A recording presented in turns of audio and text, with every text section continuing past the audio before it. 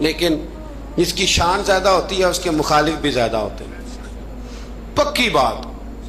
اعلیٰ حضرت نے ایک شعر لکھا ہے، غوث پاک سے فریاد کرتے ہیں عدو بددین اور مذہب والے حاسد.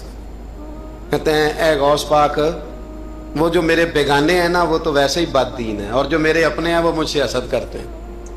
تو ہی تنہا میرا زور بازو ہے یا غوث.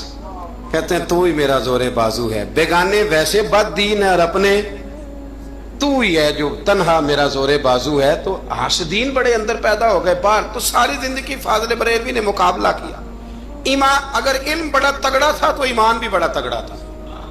تگڑا ایمان. آپ یقین کریں، ایمان بندے کا مضبوط ہونا تو دنیا کے ہر میدان میں وہ کامیاب ہوتا ہے. اور اگر ایمانوں میں کمزوری ہو، کچی کچی باتیں کرنا، ٹھیک ہے چلتے ہیں کرتے ہیں، یہ بھی صحیح ہوگا وہ بھی صحیح ہوگا، سوال ہی نہیں پیدا ہوتا. تگڑی. نبی کریم علیہ السلام نے نا ایک حدیث حضور نے بیان فرمایا، کسی مصیبت زدہ کو، کسی بیمار کو دیکھو تو ایک دعا پڑھ لیا کرو، تم کبھی اس مصیبت میں مبتلا نہیں ہوگے. دعا کیا ہے؟ الحمدللہ الذی مما ابتلاک بہ وفضلنی علی کثیر ممن خلق تفضیلا. یہ دعا پڑھ لو بیمار کو دیکھ کر.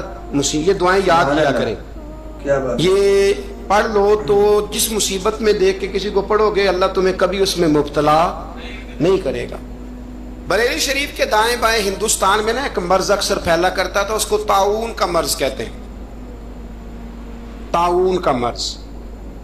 وہ نا گلٹیاں نکلتی ہیں انسان کے وجود پر. کیا بات ہے. تو اتنا سخت ہوتا تھا کہ لوگ مر جاتے تھے. اللہ تعالیٰ معاف کرے. بعض لوگ کہتے ہیں ٹیومر ہوتا ہے نا کینسر کی گلٹیاں، یہ بھی شاید اسی کا تسلسل ہے، اور اس زمانے میں شاید اس کا نام لوگوں نے یہ رکھ دیا.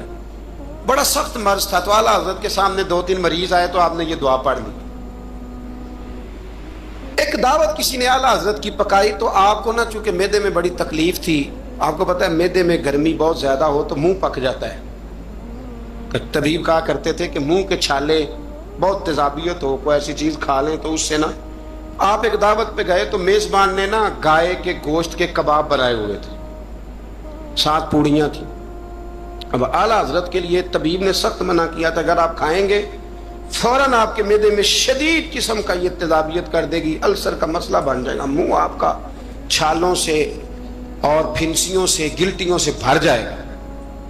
اب جب وہاں پہنچے تو اس نے یہ پکا کے رکھا تھا. اب یہ جو دیندار لوگ ہوتے ہیں نا ان بیچاروں کے بڑے مسئلے ہوتے ہیں،